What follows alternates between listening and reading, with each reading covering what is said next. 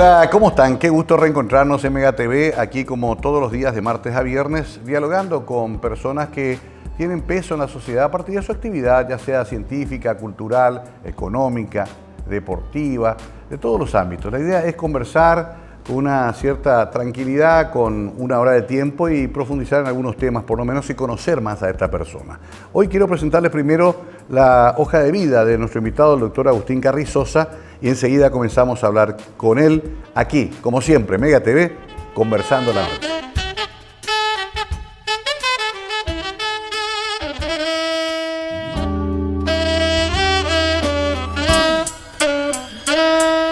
Doctor Agustín Carrizosa.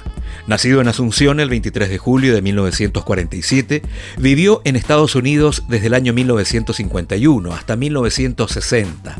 Aprendió primero a hablar en inglés y sus primeros recuerdos de infancia son la Michigan de la posguerra. Volvió de los Estados Unidos con sus padres a Asunción en el año 1960. Es doctor en Medicina y Cirugía, máster 1971 y Administración de Empresas, MBA, 1993.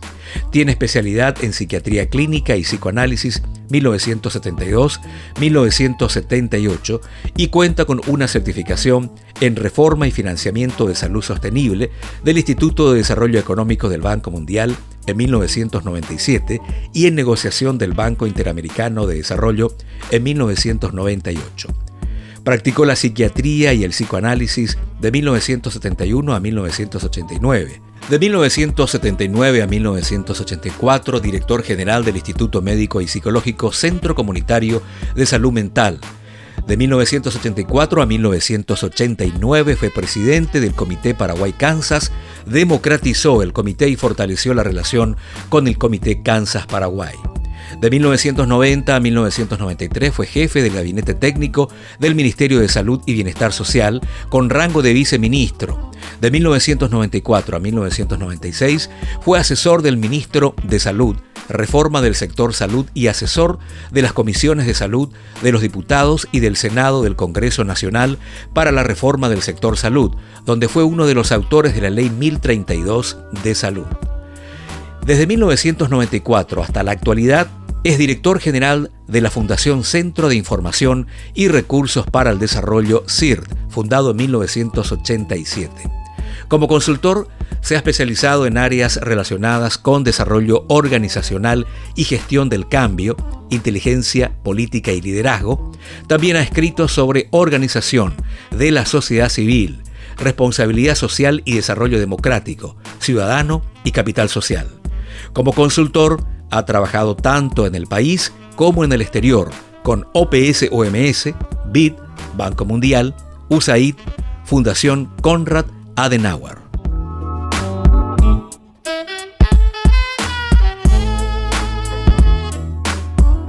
Bueno, estimado doctor, qué gusto tenerte acá. Buenas noches, ¿cómo estás? ¿Qué tal? ¿Cómo te va, Mario? Gracias por la invitación. Suelo ver el programa y me interesa mucho porque conocer gente que yo no sabía que tenía una vida tan activa en nuestro país, ¿verdad? Sí, esa es la idea, y en tu caso, obviamente que hay círculos que te conocen de hace mucho tiempo y otros que te conocerán más hoy, con una intensa actividad desde muy joven, pero lo que no sabía es que tu primera niñez en los Estados Unidos. Sí, yo estuve desde los 3 años hasta los 12 años viviendo en Estados Unidos porque mi padre se fue a estudiar psiquiatría y fue a hacer su carrera de psiquiatría. Entonces yo realmente aprendí a hablar primero inglés y después español, ¿verdad? Y esa experiencia mía siempre ha tenido un impacto bastante importante porque yo llevo esa dicotomía, diríamos, internamente entre Estados Unidos y Paraguay. Me acuerdo que cuando era chico todos me preguntaban qué era Paraguay, qué sé yo, claro, ¿verdad? Claro. Y yo me defendía utilizando el tema de los cowboys.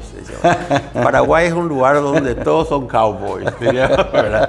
Y eso le llamaba la atención. Claro, ¿verdad? Imagínate, no había internet, no había forma de conocer, ni siquiera investigando mucho Paraguay, más en esa época. Qué coincidencia, porque veo que venís ya a los 11, 12 años en ese Paraguay que comienza una nueva etapa justamente entre el 59 y el 60, ¿no? Sí. Esa década del 60 para más te agarran adolescencia. Exactamente. Acá, ¿dónde viniste? ¿A un colegio acá? Acá entré en el Colegio San José, que era, acá ya vine a entrar dentro de la tradición familiar, diríamos. Ya, claro. Todos mis tíos fueron exalumnos del San José, todas mis tías y mi mamá fueron exalumnos de las Teresas, así que acá ya entras como en una especie de tradición familiar. Claro, y viene tu papá también a instalarse de vuelta. Sí, nosotros nos fuimos a vivir a la casa de mi abuela, diríamos, ¿verdad? Sobre Eligio Ayala y Brasilia, sí. Claro, sí. Ahí en la casa que hoy en día nunca más se reconstruyó esa casa que fue echada en la época de Pirisola por un grupo y nunca más se reacimó porque se le prohibió a ellos, por una casa que tenía tradición, ¿verdad? Claro, patrimonial, digamos. Cerca de la casa de Eligio Ayala. Exacto. Donde está el busto y todo. Qué interesante. Tu papá ya falleció, ¿cómo se llamaba? Agustín Carrizosa. También.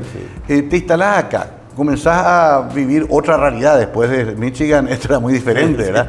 Y justo una etapa que comienza muchas convulsiones también políticas, los primeros reclamos a Stroessner, la avenida Rockefeller, la huelga nacional en la capital, la represión. ¿Cómo te agarra ese momento? Bueno, yo estaba estudiando medicina, ¿verdad? Dentro de ese momento fue realmente, recuerdo que cuando recién llegué, estaba en 6º grado del colegio, ¿verdad? Y empieza el movimiento estudiantil, digamos, ¿verdad? Y aparecía la montada. Y nosotros, por supuesto, alumnos del 6º grado, nos íbamos también y nos metíamos en... Pero nuestro temor más grande no era la policía, sino que era mi tía, una tía, que nos prohibió meternos, ¿verdad? Maleli Alfaro, la esposa de Carlos Alfaro en esa época, ¿verdad? Lo conozco. Entonces ella sí con su coche recorría y a ella nosotros le teníamos miedo, ¿verdad? Y vos escuchabas la montada que venía, tran. Nosotros nos íbamos hacia la montada. Pero, claro, porque en las familias tradicionales había mucho temor porque se sabía también el destino que corrían los perseguidos políticos, ¿no? Exacto. No era una época muy suave, era tortura, prisión, exilio y a veces inclusive muerte, ¿no? Sí, y una época lastimosamente que estamos volviendo a sentir, ¿verdad? Eso es lo que yo estaba sintiendo. Realmente en esa época vivíamos una especie de silencio cómplice también a la vez, ¿verdad? Sí. Pero silencio que tenía que ver mucho con la seguridad de la familia. Claro. ¿Verdad? Uno no tenía tanto miedo por uno, sino por cómo tu actitud podía afectarle a tu familia, digamos, ¿verdad? Y eso hoy en día estamos viendo otra vez. Hay una sensación de retorno que va a ser uno de los temas de esta conversación también, porque hemos sido testigos de los ataques también al CIR, inesperados para mí, insólitos inclusive, pero bueno, quizás sea el signo de los nuevos tiempos. Pero antes de volver a eso, quiero completar un poco esa tu juventud, porque acá veo algo muy llamativo. Estudias medicina, cirugía, todos los títulos, pero también administración de empresas. También administración de empresas, sí. ¿Cómo se entiende esa dicotomía? Lo que pasa es que, bueno, yo empecé psiquiatría pensando trabajar mucho con mi padre, ¿verdad? Lastimosamente mi padre muere a los 3 años de que yo me recibo de médico, en plena formación psiquiátrica, pero siempre me interesó desde el comportamiento humano por qué había personas que tenían éxito y otras personas que no tenían éxito, digamos, ¿verdad? Era un momento muy importante en el país también porque empezaba Itaipú y había todo un cambio social en nuestro país, diríamos, ¿verdad? Se abrieron varios bancos nuevos y lo más llamativo fue que las chicas que hasta los 60 estaban encerradas en sus casas empezaron a salir y a trabajar también, ¿verdad? Entonces había una revolución realmente ahí social, diríamos, donde había mujeres que estaban trabajando, que ya no tenían ese control, tenían mayor autonomía, diríamos, ¿verdad? Todo, la moda misma cambia, la música, todo. La música en esa época estaba... Entonces, todo eso me llamaba la atención, ¿verdad? Entonces empecé a estudiar siempre por qué es lo que hacía que la persona sea más exitosa o que no sean, porque eran personas que tenían la misma formación, las mismas características y sin embargo unos triunfaban y otros no. Y también la organización, de qué manera la organización detrás de las personas le hacían mejor. Hoy en día es una de tus especialidades. Claro, esa es la organización de grupos, de trabajo, de desarrollo institucional. Claro. Y ahí empecé entonces a preocuparme por la gestión de la organización. Entonces entré a trabajar de una manera complementaria, administración, alta gerencia, lo que realmente estudié, ¿verdad? Qué interesante, pero igual te sirvió también tu formación en psiquiatría para este tema, me imagino, ¿no? Yo siempre digo que yo hago psiquiatría todos los días. Claro, ¿verdad? claro. Porque yo creo que un líder tiene que formar líderes, diríamos, ¿verdad? Y ese es un proceso psiquiátrico, de alguna manera, es ayudar a las personas a desarrollarse, a crecer. Y yo creo que esa es mi función en el CIR y en todo lo que yo hago, ¿verdad? Se suele decir que nos costó mucho y nos cuesta a los paraguayos justamente organizarnos en grupos, que somos más tendientes a o tener un líder muy fuerte, como lo tuvimos siempre, y hacer lo que él diga, o disgregarnos siempre, ¿no? Nos peleamos. La izquierda se pelea, los comités de barrio se pelean, la parroquia se pelea. Tenemos una especie de vocación. ¿De dónde vendría eso? Yo tengo algunos trabajos hechos sobre el tema de nuestra cultura guaraní, diríamos, ¿verdad? Y yo divido desde luego en mis cursos de liderazgo dos tipos de líderes, ¿verdad? El líder tendotá, que le llamo, ¿verdad? Que es el líder autoritario, el líder que piensa por nosotros, ¿verdad? Que nos saca responsabilidad y que hace y nos dice qué tenemos que hacer. Y el otro líder, el otro extremo, que es el líder conciliador, el líder, ¿verdad? Que si va muy cuando tiene muy poco liderazgo, diríamos, ¿verdad?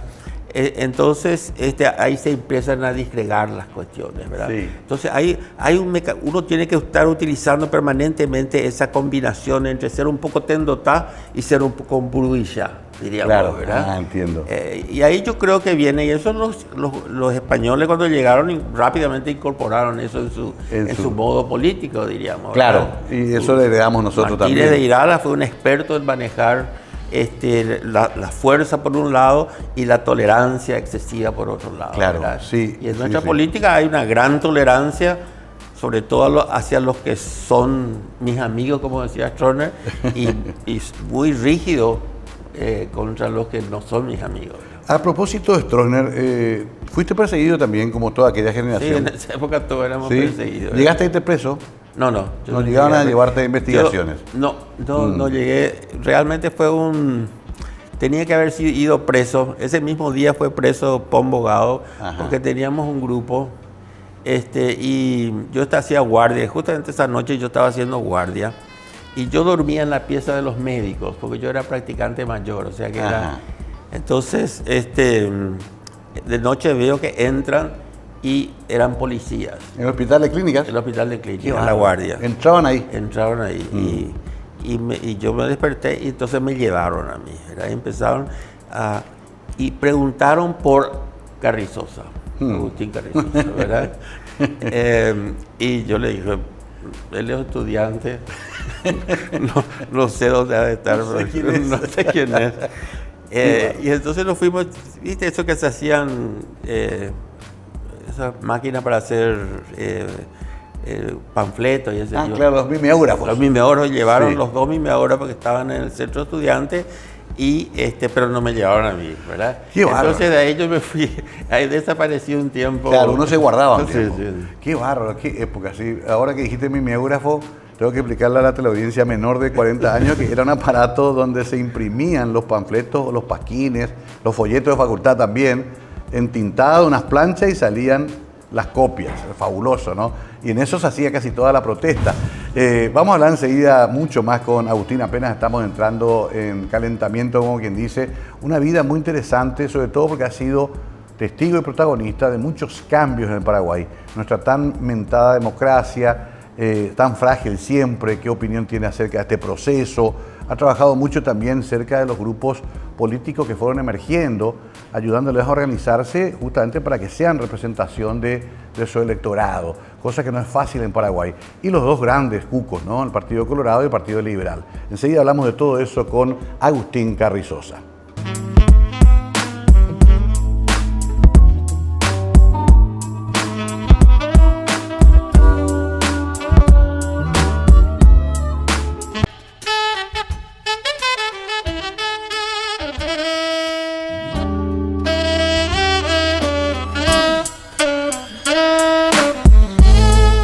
Garry Sosa es nuestro invitado hoy, psiquiatra, pero también experto en, ¿qué podemos decir? ¿Cómo defino tu otra especialidad? ¿Organizador de grupos, gestor? ¿Cómo sería tu otra especialidad?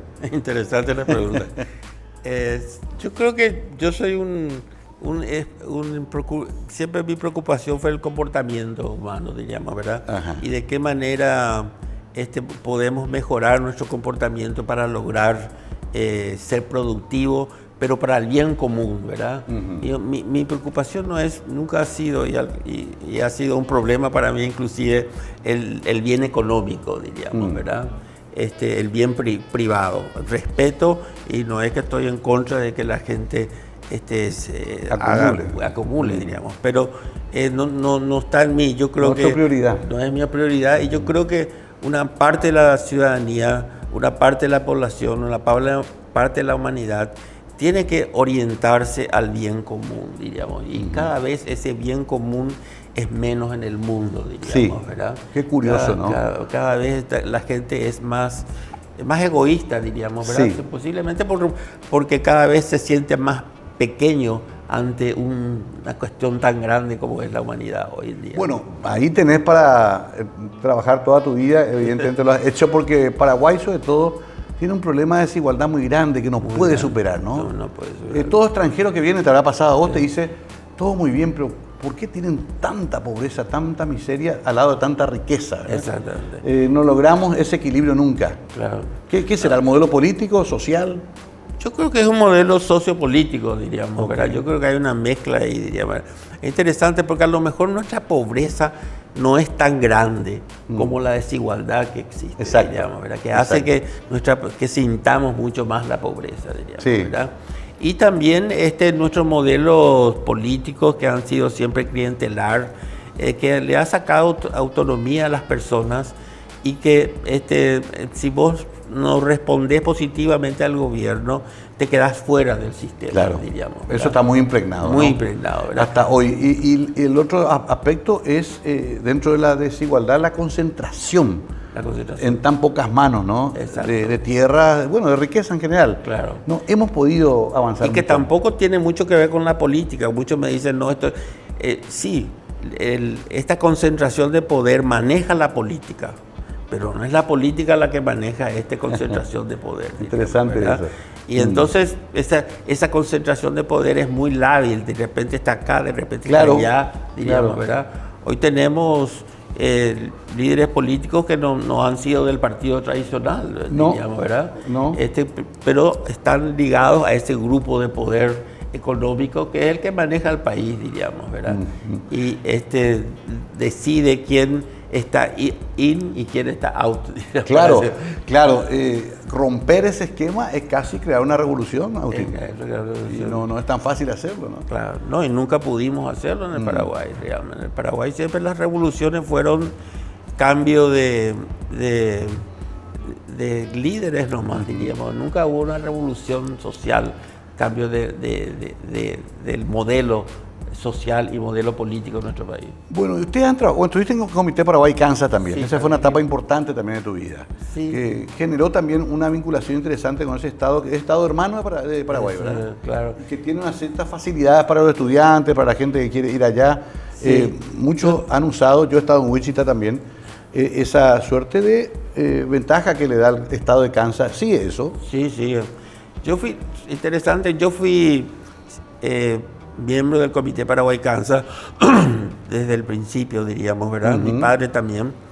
Pero era un grupo muy pequeño, diríamos, éramos 12, 13 por ahí, ¿verdad? Entonces, y el presidente siempre era electo dentro del ANR. O sea, ahí se decidía quién iba a ser presidente del Comité Paraguay-Kansas. Y viene un embajador White, en esa época, Robert White, y dice de que no es conveniente de que este proyecto que estaba muy ligado a los Estados Unidos esté siempre controlado por el gobierno. Entonces se llegó a la negociación de que yo sería el vicepresidente de ese grupo y el presidente sería así una persona colorada, ¿verdad? Esa persona colorada tuvo problemas con Stroessner en ese momento, a los 2 meses de ser electo, y Stroessner lo saca del país. Directamente. Directamente. Entonces, por esa razón yo subo a ser presidente. Mirá vos, esa historia no sabía. Y lo primero que hice fue abrir el comité. Claro. Empecé a crear subcomités. Me acuerdo que hablé con Carlos Colombino, eso para todo el tema de arte, claro. Guyari, diríamos, ¿verdad? Sí. Con otra gente, con los Urbieta en el tema de la Cruz Roja y de todo lo que sea urgencia, diríamos, ¿verdad?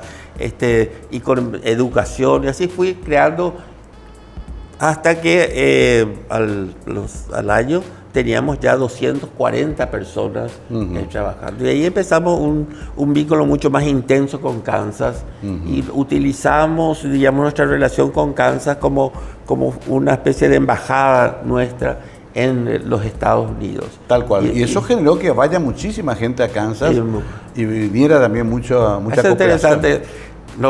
Empecé yo a trabajar este vínculo universitario, ¿verdad? Sí. Y con la Universidad Católica, que era Usher, y con la Universidad Nacional, que en esa época era el doctor Dionisio González Torres, sí, que había sido profesor de papá, eso también, ¿verdad?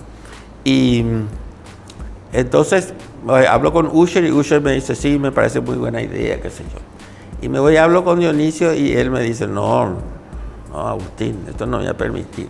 Bueno, lo que sí que me tuve que ir durante casi 6 meses, todos los martes, a tomar un café con Dionisio. Que era muy especial también. Que era muy especial. Sí. Y yo le decía, pero profesor, ¿por qué lo que no aceptás esto? Claro. Y él decía, mira, imagínate, Agustín, si yo digo que este vínculo se abre, todos los americanos van a venir a estudiar a Asunción. Si acá la educación es gratis. Ese era su temor. Su temor era que todos los americanos vengan a estudiar al Paraguay. Mirá vos. Muy personaje. Pero cuando nos fuimos allá, cuando él ya aprobó y aceptó y nos fuimos allá, él fue el que manejó todo el escenario. Él era el que hablaba, él era el que... Usher estaba ahí al costado. Estamos hablando de principios de los 80. Estamos hablando de... el 85 por ahí. Claro, sí, ahí que crece totalmente la presencia de la cooperación y se produce un flujo enorme de estudiantes paraguayos hasta ahora que van a distintas universidades de Kansas. Exacto. Y el CIR aparece ahí en ese momento, ¿verdad? Ajá. Porque ahí hubo una transición. Yo fui en ese momento K. Stroessner también en el 90. Sí. Y yo salí, diríamos, del comité y había ya muchos proyectos funcionando, diríamos, ¿verdad? Entonces, yo tuve que ver la forma de administrar esos proyectos, que aparte, porque yo siempre ejercía la psiquiatría en ese momento, y entonces creé este proyecto CIR. ¿Qué es el CIR? El CIR es una organización que se especializa en fortalecer a la sociedad civil para que ésta sea un protagonista activo del desarrollo del país. Okay. Y tiene que ver un poco con esta percepción que yo siempre tuve del clientelismo como un elemento que frenaba el desarrollo, digamos, ¿verdad? Entonyo entiendo y hasta ahora sigo creyendo de que si nuestro país no tiene una sociedad civil activa, comprometida y dinámica, siempre vamos a seguir en este modelo prebendario, etcétera, ¿verdad? Ahora ahí te hago una interrupción. En los 90 había un viento de cambio, de renovación, donde parecía de que avanzábamos bien hacia esa elección. Se produce la elección de Carlos Filisola, se produce la creación del Partido Encuentro Nacional. Había unos vientos de cambio. Sí, sí.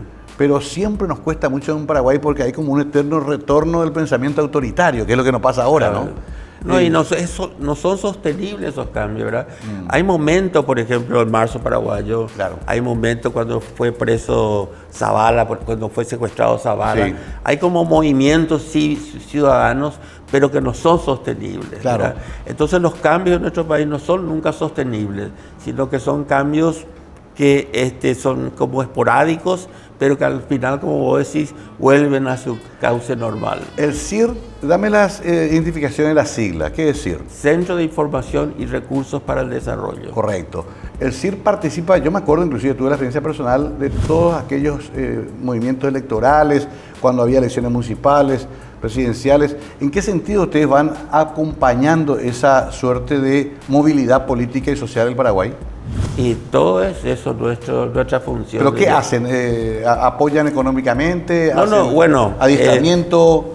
Nosotros, por ejemplo, uno de nuestros proyectos muy fuertes fue apoyo a la participación ciudadana, ¿verdad? Sí. En eso nosotros seleccionamos iniciativas ciudadanas, que le llamamos, y esas iniciativas ciudadanas hacíamos un concurso y le apoyamos a esas iniciativas con dinero y con asistencia técnica. Diría, ¿verdad? Podían ser en incidencia política, podía ser en control de la función pública o podía ser en gestión en alguna gestión comunitaria. Entiendo. Claro, en otro proyecto, por ejemplo, ahora, y justamente el por el cual nos están persiguiendo algunos sectores, es de más ciudadanía, menos corrupción. En estamos fortaleciendo a los ciudadanos para que ellos realmente sean contralores del Estado. Porque si el Estado no tiene este contrapeso que le controle y que vamos a seguir con el mismo sistema, ¿verdad? Claro. Lo que tenemos que romper nosotros es esa inercia que nos mantiene en un mismo modelo. Claro, lo que pasa es que eso incomoda al poder. Por supuesto. No, el poder nunca quiere ser controlado. Nunca. Vamos a dar un poco de la vuelta a la pausa a esto, porque inclusive en materia de herramientas legales avanzamos también. O sea, hoy tenemos Contraloría, Secretaría de la Función Pública, contrataciones públicas, pero igual tenemos problemas. Quiero saber por qué y sobre todo qué participación organizaciones no gubernamentales pueden ayudar en ese proceso. A la vuelta entramos con ese tema que me parece fundamental, con alguien que conoce mucho del asunto, que es el doctor Agustín Carrizosa. Ya volvemos.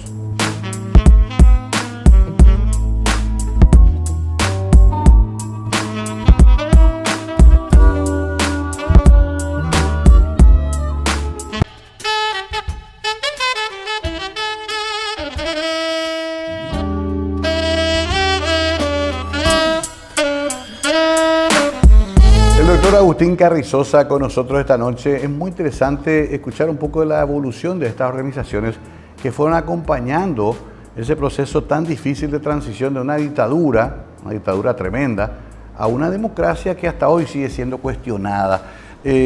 Algunos dicen, me acuerdo de Carlos Martini, decía democracia de baja intensidad, otros dicen democracia, pero sin embargo, convengamos, Agustín, para comenzar esta parte, que nada va a ser peor que aquello que teníamos antes. No, claro. El peor día en democracia para mí es mejor que el mejor día en dictadura, donde por esta conversación podíamos irnos presos. Sí, por supuesto. Eso tengo que contarle a la gente también, ¿no? Claro. No, no hay forma de comparar, diríamos, ¿verdad? El peligro es volver a eso, diríamos, ¿verdad?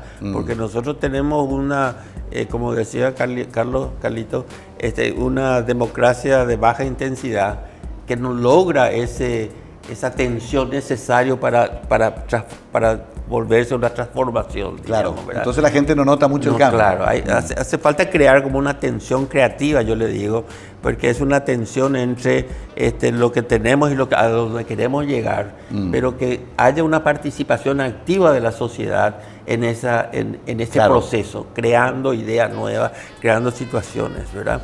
No, en la época de Stroessner me acuerdo y una de las razones también por las cuales creamos el CIR era porque las organizaciones funcionaban clandestinamente, ¿verdad? Sí. Yo funcionaba en el garage de mi casa, diríamos, ¿verdad? Me acuerdo que Jorge Abate tenía el garage de su casa, creó Altervida. Banco Paraguayo de Datos. Todos funcionaban en las casas de las personas y escondidas, diríamos. ¿Cierto? ¿verdad? Era clandestino, sí, todo. Era una actividad casi ilícita. Claro. Qué bárbaro. Y entonces cuando empezamos a promover el funcionamiento nuevamente de las organizaciones. Mucha gente que en esa época trabajaba en la clandestinidad fueron a la política, diríamos, sí. Se dedicarse y fueron participando en política. Pero muchas, como Jorge Abate, hablando de eso, y otra gente, fue construyendo sus organizaciones, ¿verdad?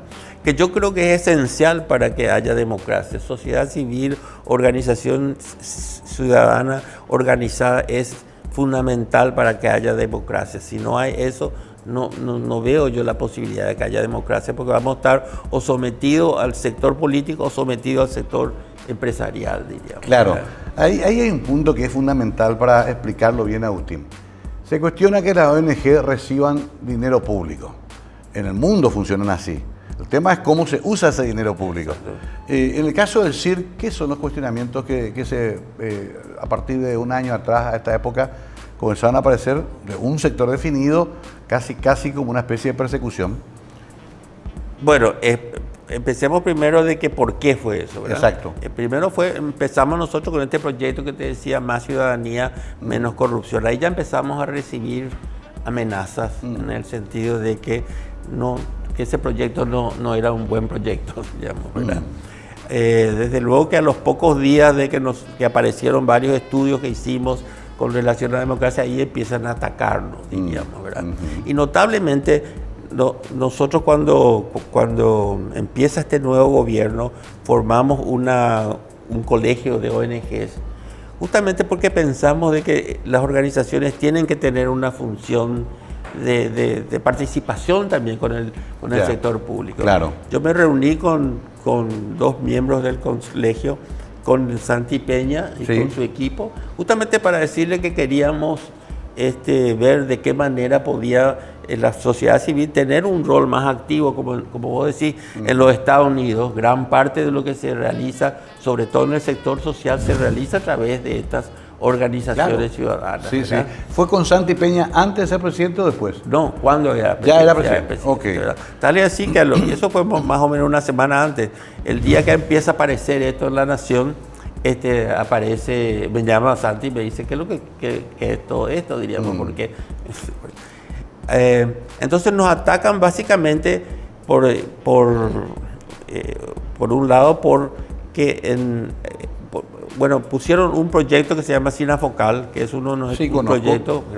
Ese proyecto nosotros venimos realizando desde hace muchos años, ya en la época justamente de Carte, cuando él era presidente, el Ministerio del Trabajo empieza a procurar mejorar el programa de Sinafocal, diríamos, ¿verdad? Y nosotros estábamos trabajando con el Ministerio en esa época en un programa que se llamaba NEO, Nuevas Oportunidades de Empleo. Y desarrollamos la planificación estratégica de Sinafocal y fuimos construyendo, diríamos, ayudando en la formación, desarrollamos la parte de cómo supervisar los cursos que ellos desarrollaban, etcétera, etcétera, ¿verdad? Cuando viene la pandemia, nos llaman del gobierno y nos piden que asistamos en 2 proyectos específicamente. Uno, el de salud, diríamos, ¿verdad?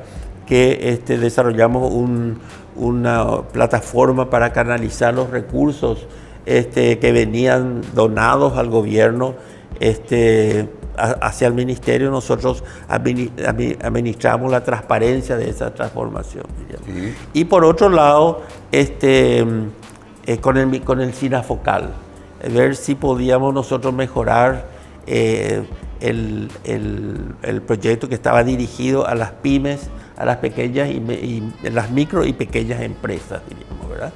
Entonces, esos dos proyectos, pero el proyecto que nos atacan desde este medio es el proyecto de Sinafocal, digamos, ¿verdad? Que ellos critican.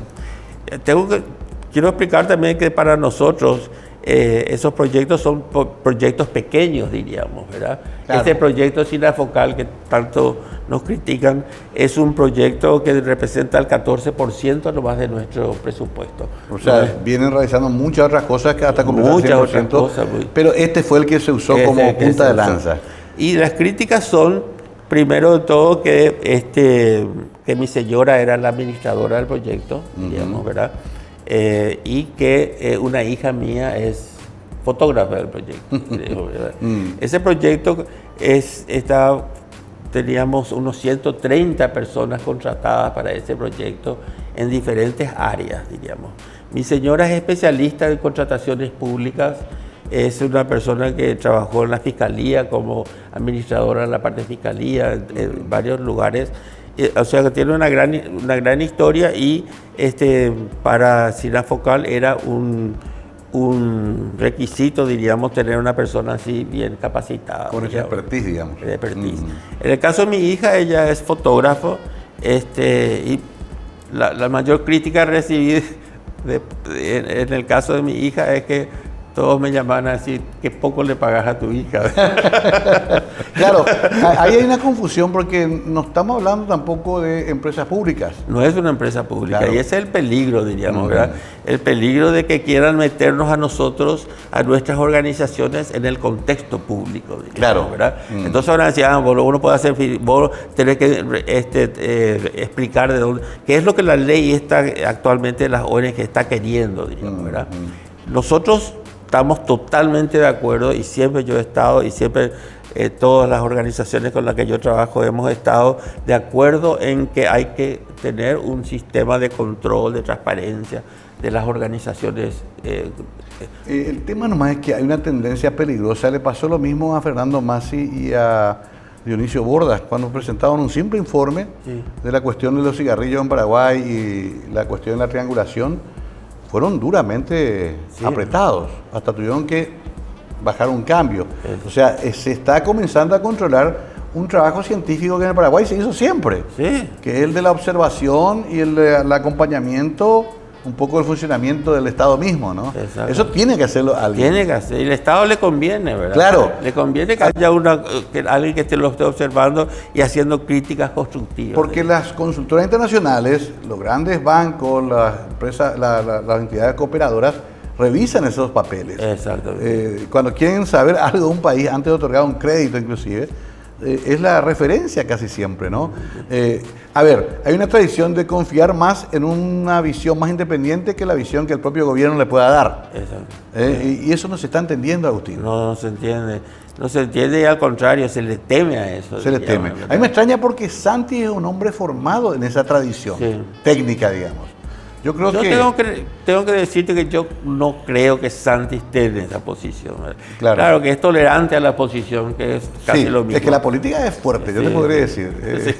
Pero yo creo, como vos decís, y su grupo, ¿verdad?, económico, diríamos, ellos entienden bastante bien el rol, y yo creo que inclusive en esa reunión que nos presentamos, les parecía interesante esta complementación que podíamos hacer. Claro. Hay proyectos como de NIDE, que fundó mi padre, conozco, Teletón, Solidaridad, bomberos voluntarios, qué sé yo, Moisés Bertoni. Hay una cantidad de organizaciones que están haciendo cuestiones muy importantes para el país, diríamos. Claro. ¿Verdad? Y que le ahorra dinero al gobierno, diríamos, ¿verdad? Claro, sí. Esa parte no se está entendiendo porque se teme que la información perjudica a un sector. Exacto. Pero acá hay que pensar en el país, me parece. ¿Llegó esto a una instancia judicial o quedó ahí nomás? No, porque no hay nada, ¿verdad? El nepotismo, no hay nepotismo, primero todo porque el sector público, ¿verdad? Pues somos sector privado. Y segundo, porque la ley mismo nepotismo lo que dice es que las organizaciones sin fines de lucro no pueden contratar a personas en el gobierno. Correcto. O sea, yo por ejemplo en este proyecto Sinafocal no puedo nombrar a gente que van a quedar instaladas en el gobierno. Correcto. Eso es lo que dice la ley, ¿verdad? Pero entonces, no la gente que trabaja para ustedes. No la gente que trabaja para un determinado proyecto. Claro. Entiendo. Y por otro lado también somos organizaciones, porque dice las ONGs no gubernamentales, ¿verdad? No gubernamentales porque no hay en nuestro marco legal, no existe ese término, ¿verdad? Entonces, ¿quiénes son? Todos son no gubernamentales, excepto la única empresa que no son no gubernamentales es Itaipú y Yacyretá. Después todas las otras son. Claro. Entonces, van a empezar a decir quién vos podés contratar, quién no vos podés contratar en todos los sectores, digamos, ¿verdad? Claro, peligroso. Puede trasladarse eso a todo el ámbito privado. Hoy está estudiándose, yo pedí otra vez al Contralor una revisión otra vez de todo el proyecto Sinafocal. Se está revisando, creo que termina ahora en este mes, Y también nos mandaron al Ministerio del Trabajo, nos mandaron IPS, diríamos, ¿verdad? Todo dirigido desde el diario, ¿verdad? Hay que reconocer que esto está manejado desde el diario La Nación, diríamos, ¿verdad? Creo que liderado por Dos Santos, no sé qué, que es el que maneja esa parte, ¿verdad? Y entonces, yo creo que... Pero vos estás conteste que podés responder todo. Sí, yo desde luego tengo un escrito que hice, que lo repartí porque me recomiendan no hacerlo, diríamos, ¿verdad? Porque puede crear una reacción contraria, diríamos, ¿verdad? Pero yo le estoy mandando todos los datos, todos los informes hechos a personas. Te voy a mandar una por favor, también para me gustaría que esté ver. al tanto, diríamos. Te agradezco. Bueno, tengo que hacer una pausa. Quería tocar el tema porque era también importante, ya que a todos nos sorprendió esta campaña que nunca habíamos visto en toda la historia previa de organizaciones como el CIR y otras muy prestigiosas y muy respetadas aquí y afuera también. Era importante hablarlo. Enseguida retornamos con la última parte de esta conversación con nuestro invitado hoy, el doctor Agustín Carrizosa.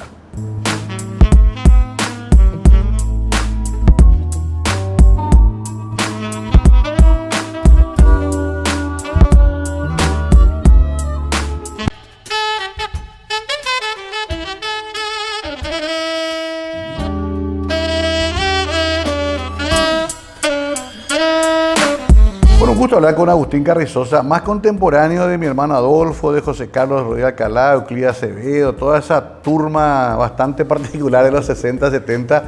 De todas maneras, época linda también, Agustín, ¿eh? Sí.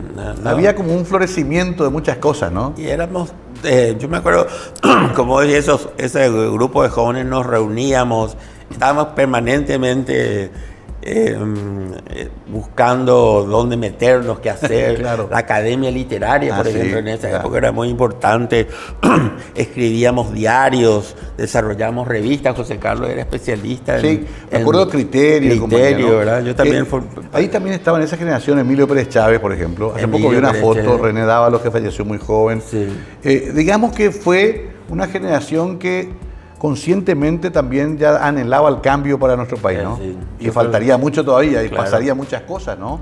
Y que eso yo creo que hoy en día estamos observando, pero en mucho más pequeña escala, diríamos. Claro, ¿verdad? claro. Pero claro que también en esa época éramos mucho menos la gente, diría. Entonces teníamos más impacto. Asunción tenía 200.000 habitantes. Claro, teníamos mucho impacto nosotros. Hoy en día el interior tiene mucho más también fuerza. Creció muchísimo todo. Algunos dicen no hay más interior. Ahora cada cabecera departamental, Ciudad del Este. Y hay muchos líderes interesantes en el interior, jóvenes. Exacto. Sí, bueno, ahí está un poco para entrar en esta recta final. Yo no sé si coincidí conmigo, pero nunca quiero ver con pesimismo el futuro. Esa historia del viejo que dice antes era más lindo, ahora es un desastre, no quiero para mí. Pero realmente, sinceramente, mirando el panorama, ¿te parece que puede haber una reacción? Estos jóvenes de la UNA, estos dirigentes del interior más jóvenes, hay unos casos como Prieto en Ciudad del Este. Hay una posibilidad de renovación, porque nosotros ya estamos más de ida que de vuelta. Sí. No, yo soy un optimista, como decía mi abuela, un optimista perdido, un perdido optimista, digamos. No, yo creo que sí.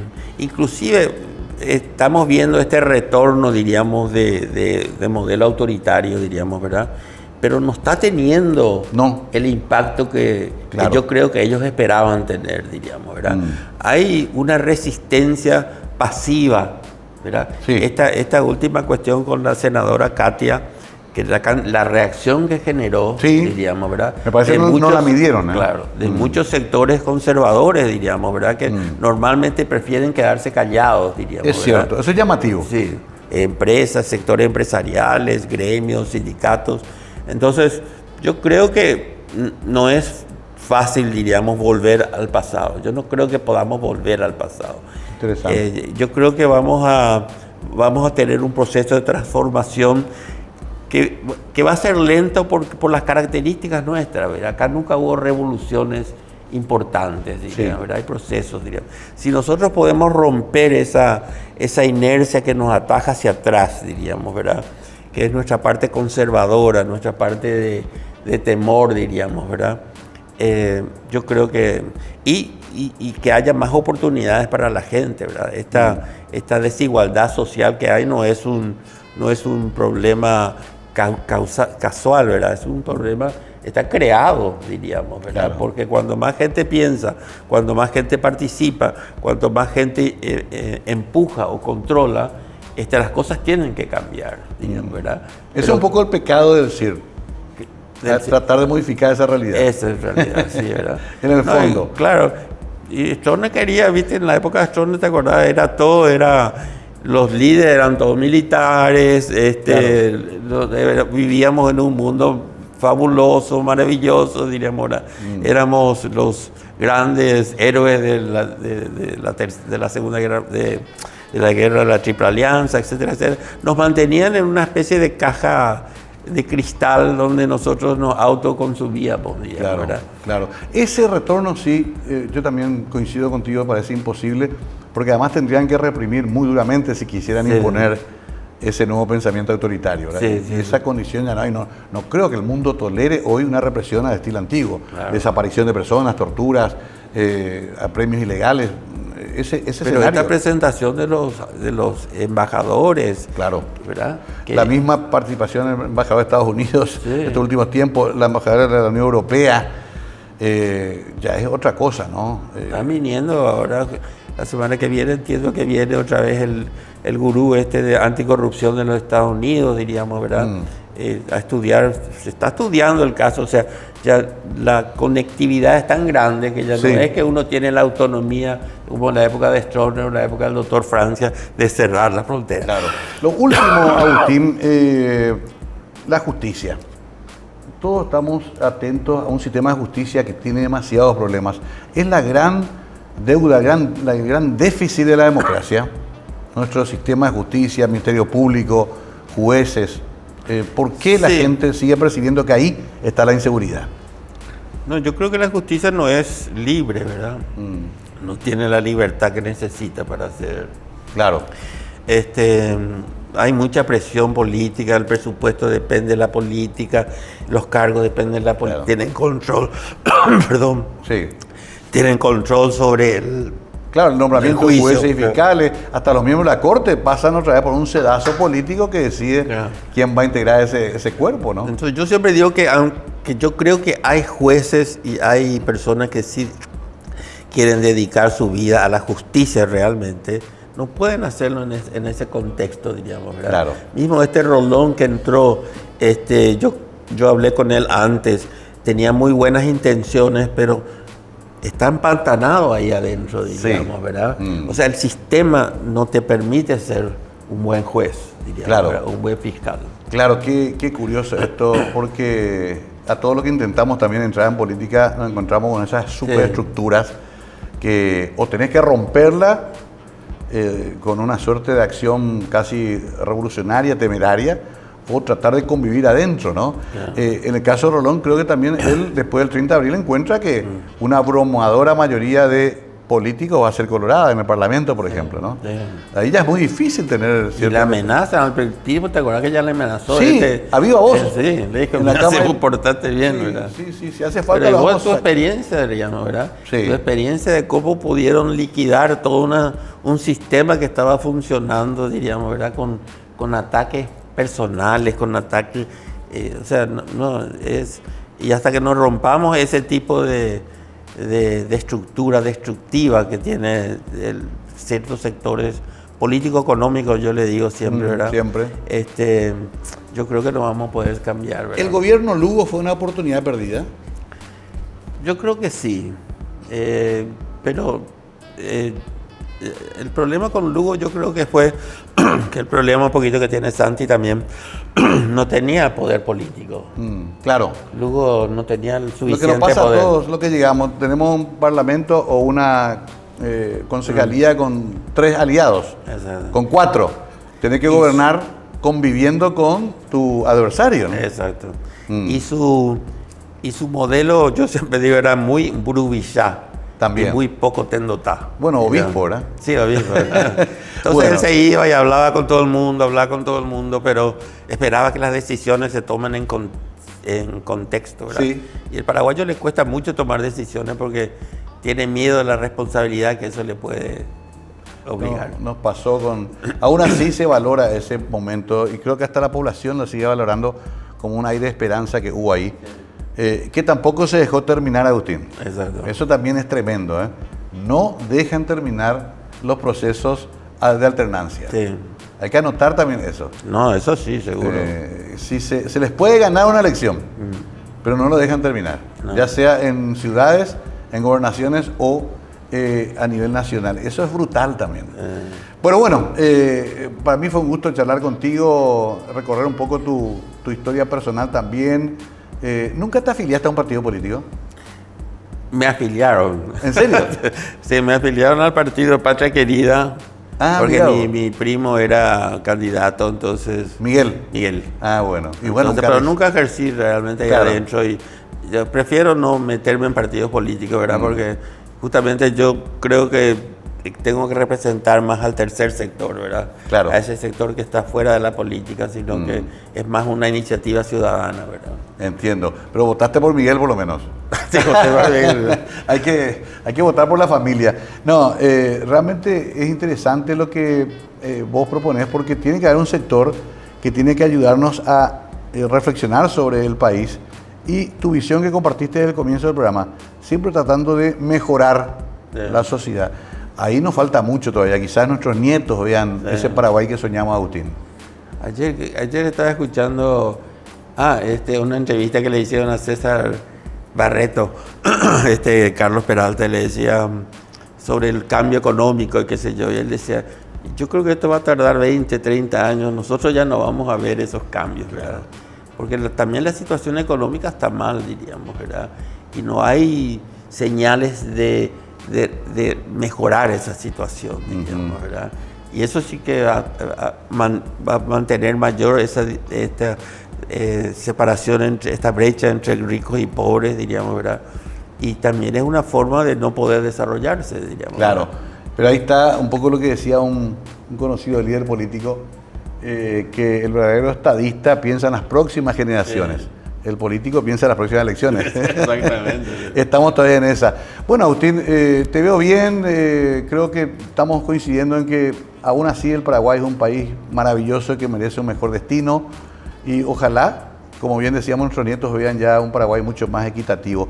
Gracias por venir esta noche. Muchas gracias por la invitación y te felicito por esta iniciativa de escucharle a personas que hacen cosas en nuestro país. Esa es la idea, escuchar mucho como tenemos que hacerlo en Paraguay para entender los procesos y para entender también los distintos escenarios que se describen en la política y en la sociedad en general. Agustín Carrizosa con nosotros hoy, una amena charla. Volvemos siempre aquí en cada capítulo de Conversando a la Noche, Mega TV. Gracias, buenas noches.